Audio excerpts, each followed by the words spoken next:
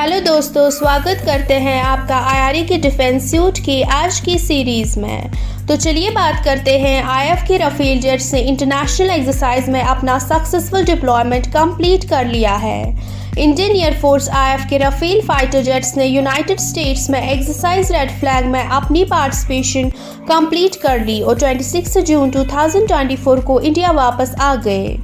ये deployment if के लिए एक सिग्निफिकेंट माइलस्टोन था जो इनकी ग्रोइंग प्रोग्रेस और इंटरनेशनल कोऑपरेशन को शोकेस करता है। रेड फ्लैग एक्सरसाइज एक renowned aerial combat training program है जो अपने चैलेंजिंग सिनेरियोज और रियलिस्टिक सिमुलेशंस के लिए जाना जाता है। आईएफ की इस प्रेस्टिजियस इवेंट में पार्टिसिपेशन उनकी पीक कॉम्बैट रेडनेस मेंटेन करने और टॉप ग्लोबल एडवर्सरीज के अगेंस्ट अपनी स्किल्स को शार्पन करने की कमिटमेंट को सिग्निफाई करती है।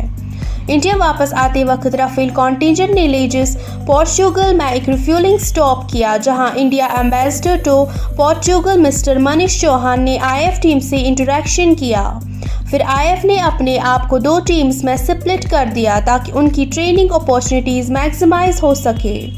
एक ग्रुप ने इजिप्शियन एयरफोर्स के साथ जॉइंट मैन्यूवर्स कंडक्ट किए जो कोऑपरेशन को सिंबलाइज करता है। दूसरी टीम ने ग्रीस में हेलेनिक एयरफोर्स के साथ एक जॉइंट एक्सरसाइज में पार्टिसिपेशन किया।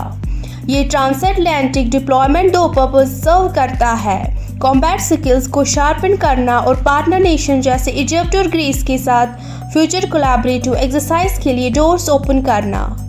बढ़ते हैं एक और खबर की तरफ। इंडिया और रशिया को ब्रह्मोस 2 प्रोजेक्ट में कुछ रुकावटों का सामना करना पड़ रहा है जो उनकी हाइपरसोनिक ड्रीम्स को डिले कर सकता है। इंडिया के ब्रह्मोस कॉर्पोरेशन और रशिया को ब्रह्मोस 2 वेरिएंट की hypersonic cruise missile system develop करने में टेक्निकल और फाइनेंशियल चैलेंज का सामना करना पड़ रहा है। दोनों देशों के बीच बातचीत रुक गई है, जहां रशिया का पूरी तरह से प्रोजेक्ट को कमिट न करना प्राइमरी कंसर्न है। ब्रह्मोस 2 को पहले रशियन ज़िरकॉन क्रूज मिसाइल के हाइपरसोनिक एडेप्टेशन के रूप में एनविशन किया गया था, लेकिन उसकी स्पीड रिपोर्टेडली मैक 6 पर कैप्ड थी, जो ज़िरकॉन के मैक 8 कैपेबिलिटी से कम है। Core disagreement scramjet engine technology में है जो ब्रह्मोस 2 को पावर करेगी और रशिया का इस क्रिटिकल कंपोनेंट के लिए transfer of technology TOT share करने से हिचकिचाना एक सिग्निफिकेंट रोड ब्लॉक है। रशिया के डिमांड्स के कारण स्क्रैमजेट इंजन के एडवांस्ड नेचर की वजह से per unit cost current BrahMos missile के कंपेयर में पोटेंशियली डबल हो सकती है। ब्रह्मोस 2 का फ्यूचर इस बात पर डिपेंड करता है कि इंडिया और रशिया कैसे इन टेक्निकल और फाइनेंशियल गैप्स को ब्रिज करते हैं।